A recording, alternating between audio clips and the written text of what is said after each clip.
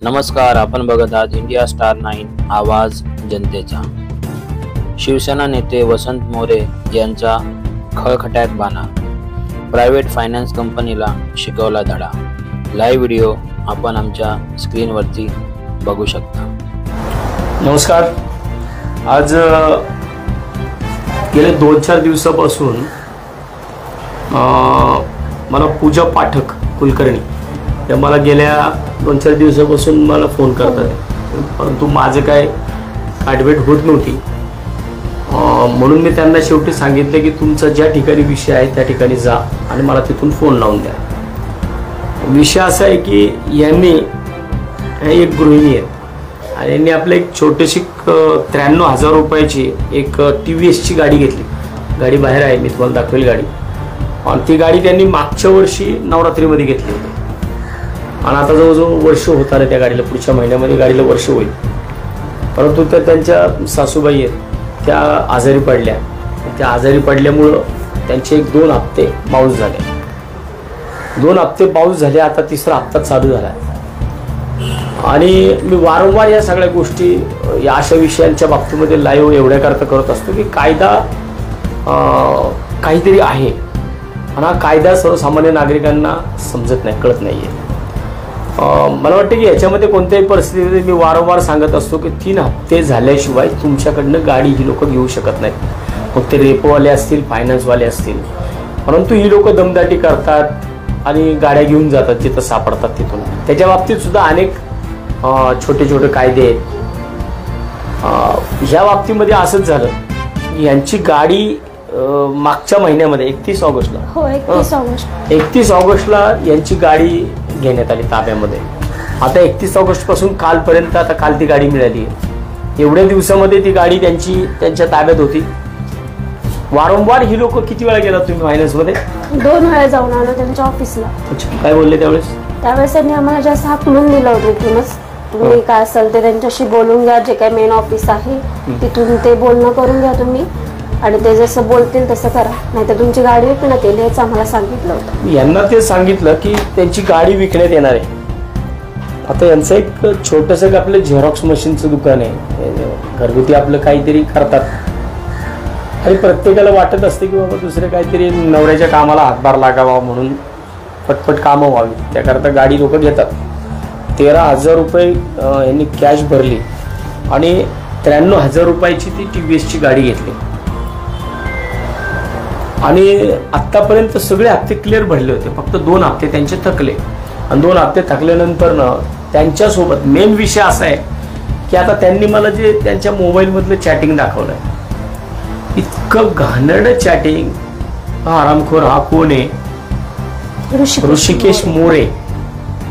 हा 920 99 45 145 हा साला बाहेरचा आहे कुठला तरी, कारण मी त्याचं रेकॉर्डिंग पण ऐकलं। मी त्याचं रेकॉर्डिंग ऐकलं तर रेकॉर्डिंगमध्ये तो जी भाषा बोलतोय तो पुण्यातली भाषा नाहीये, कारण आमचा पुणेकर सुसंस्कृत आहे। एवढ्या खालच्या लेवलला जाऊन आमचा पुणेकर कधी तशी भाषा करणार नाही। माझ्या पुण्यातल्या लोकांवरती विश्वास आहे, इतक्या घाणेरड्या पद्धतीने नाही। हे पुणेकर आहेत आणि ह्यांना ज्या लेवलनी तो हरामखोर हा ऋषिकेश मोरे बोललाय, हा मोऱ्यांच्या नावाला हा पट्टा आहे, याला मी शोधतोय।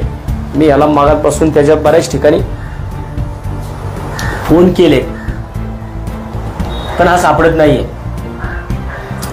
मला जे कळालं की हा नेक्सस सोल्युशन म्हणून ह्या फायनान्स कंपनीमध्ये ही रेपो एजन्सी आहे कोणतरी, ह्या नेक्सस सोल्युशन म्हणून या एजन्सीमध्ये हा काम करतो। आता क्रेडिट वाईज कॅपिटल या कंपनीने ह्या नेक्सस सोल्युशनला हे थर्ड पार्टी काम दिलेलं आहे। आता मी ह्या क्रेडिट वाईज सोल्युशनच्या एका मॅनेजर संघ सुद्धा बोललो तर त्यांनी म्हणले की त्यांच्यावर आम्ही कारवाई केली आहे, त्यांना आम्ही टर्मिनेट केले, काढले। परंतु टर्मिनेट केलं असेल, काढलं असलं, एखाद्याची आई बहीण काढण्याचा त्याला अधिकार नाही ना।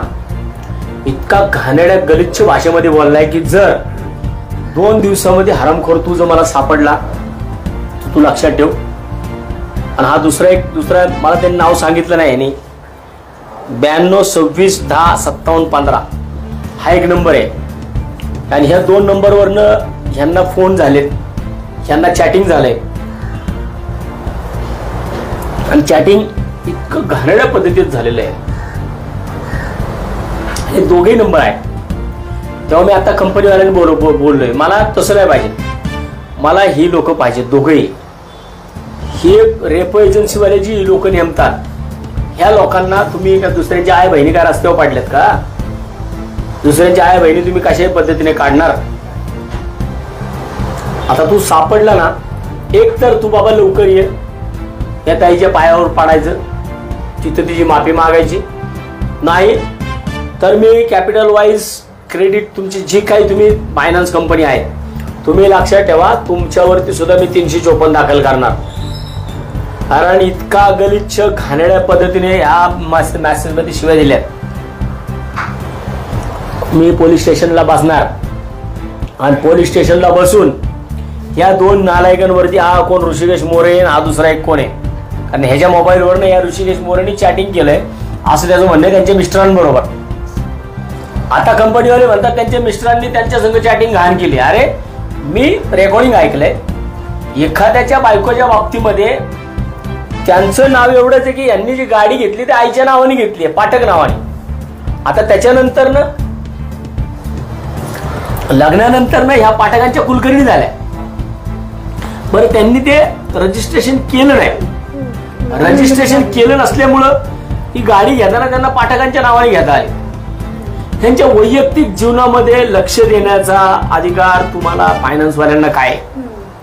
तुम्ही त्यांच्यावरती बोलताना ज्या पद्धतीने तो नालायक बोललाय, ज्या पद्धतीने त्यांनी चॅटिंग केली आहे, बघ तू लक्षात ठेव, तू ये त्यांच्या पायावर डोकं ठेव, त्या माफ करतील तुला, मी पण माफ करत तुला. पण जर नाही सापडला तर नेक्सा सोल्युशन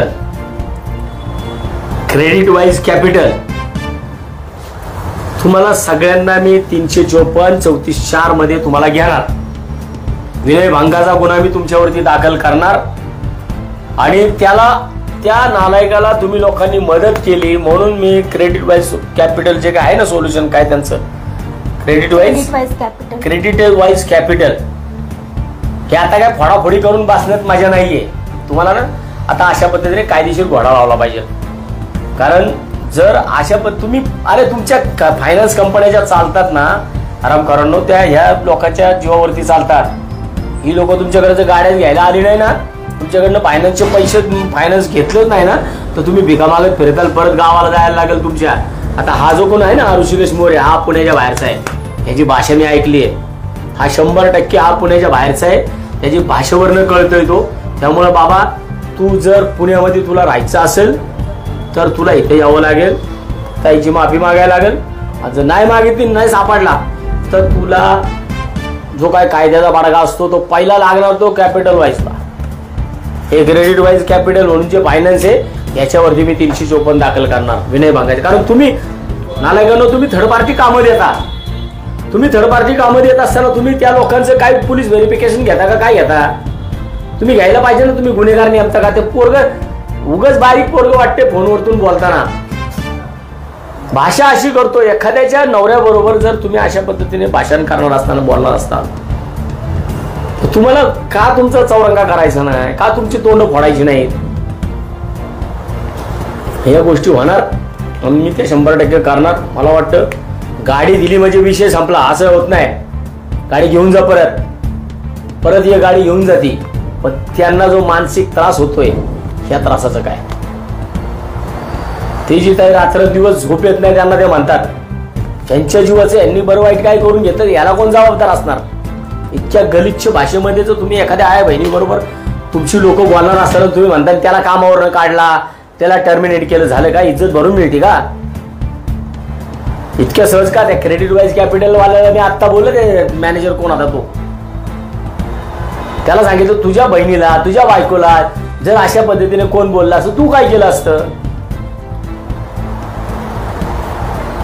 तेव्हा यांना जागेवरती शासन झालं पाहिजे. लोक तुम्ही पुढे आले पाहिजेत. आज या पुढे आल्या, यांची गाडी यांना मिळाली, त्यामध्ये त्यांना समाधान असेल कदाचित, पण माझं समाधान होणार नाही जोपर्यंत मी ह्याचं हे चॅटिंग ऐकलं, त्यांचं बघितलं सगळं चॅटिंग. त्यामुळे तुला तर सुट्टी नाहीच कोणत्याही परिस्थितीमध्ये. आता काय बोलायचं असेल तर ते बोलतील. क्रेडिटवाईज कॅपिटलमधून मी गाडी घेतली होती. जस्ट माझे 2 हप्ते पेंडिंग होते, तर ते 2 हप्ते त्यांनी घ्यायला फोन पण केला नव्हता मला. डायरेक्ट त्यांनी गाडी उचलून घेऊन गेले होते माझी. तर मी घाबरून फोन केला, तात्यांना फोन केला होता. त्यांनी माझी हेल्प केली की तू जा जागेवरती आणि तिथून जाऊन मला कॉल कर की मी त्यांच्याशी बोलतो. मी तिथेच गेले होते. त्यांना कॉल केला, ते दोघं बोलले एकमेकांशी आणि माझी गाडी सोडली होती. जस्ट माझी गाडी काल मला मिळाली आहे. आणि पण त्यांनी जो मला मानसिक त्रास दिलाय फायनान्सवाल्या लोकांनी, मला खूप घाण मेसेज केले. तर त्याच्यावरती आता जे काय सांगतील ते मी ॲक्शन घेणार आहे. त्यांनी पोलीस स्टेशन म्हटले तर तिथेही मी जायला तयार आहे. 9,600 रुपयाचे हप्ते राहिले होते यांचे. पहिले तर तसं म्हणता येणार नाही. 3 दुने 6 आणि 400, 6,400चे हप्ते राहिले होते. 6,400चे हप्ते राहिले असताना यांना मेसेज चालू केले आणि आता झाले किती झाले? 9,600 झाले.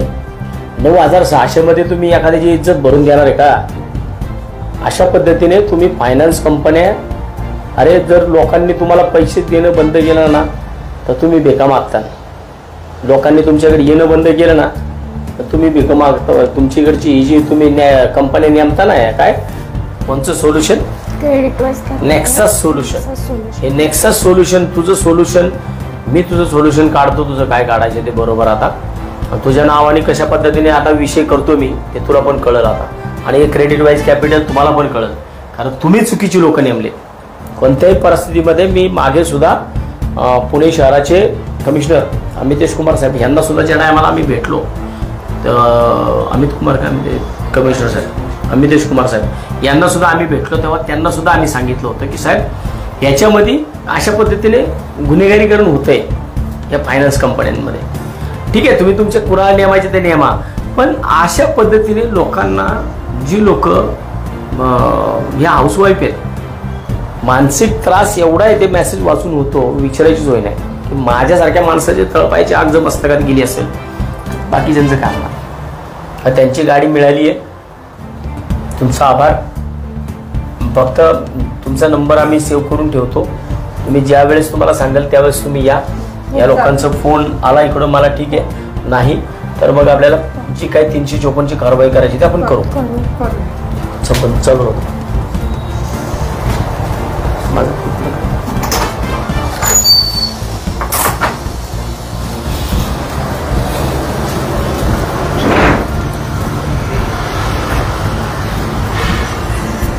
तुझ्याकडे फोन आहे का?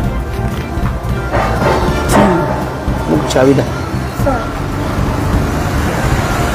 राहू दे 2 मिनिट.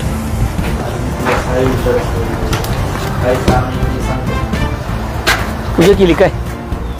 पूजा केली? हो. कधी? काल रात्री.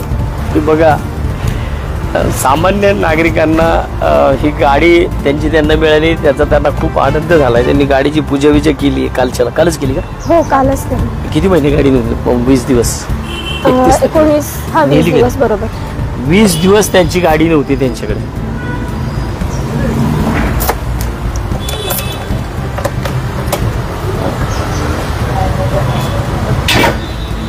लॉक तोडलाय त्याच्यामुळे. लॉक तोडलाय ना, त्यामुळे लॉक नाहीच आहे गाडीला. अच्छा, मग ते पैसे तुम्ही कालच्या सांगायचे, पैसे वजा करून घ्यायचे होते.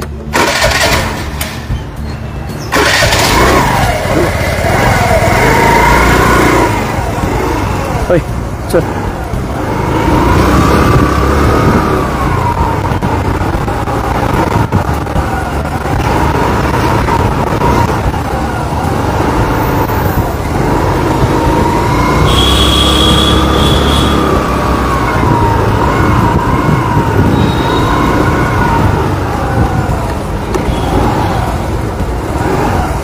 ब्रेक नाही अजिबात.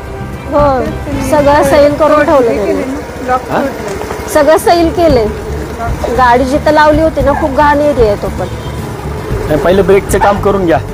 हो, गॅरेजला न्या. पहिलं ब्रेकचं काम करा. ब्रेक अजिबात नाही. ब्रेक अजिबात नाहीये. तुम्ही आता हीच गाडी घेऊन आलाय परत. पहिली गॅरेजला न्या. चलो, ठीक आहे. धन्यवाद. जर हा व्हिडिओ आपल्याला आवडल्यास व्हिडिओला लाईक करा, शेअर करा आणि चॅनलला सबस्क्राईब करायला विसरू नका.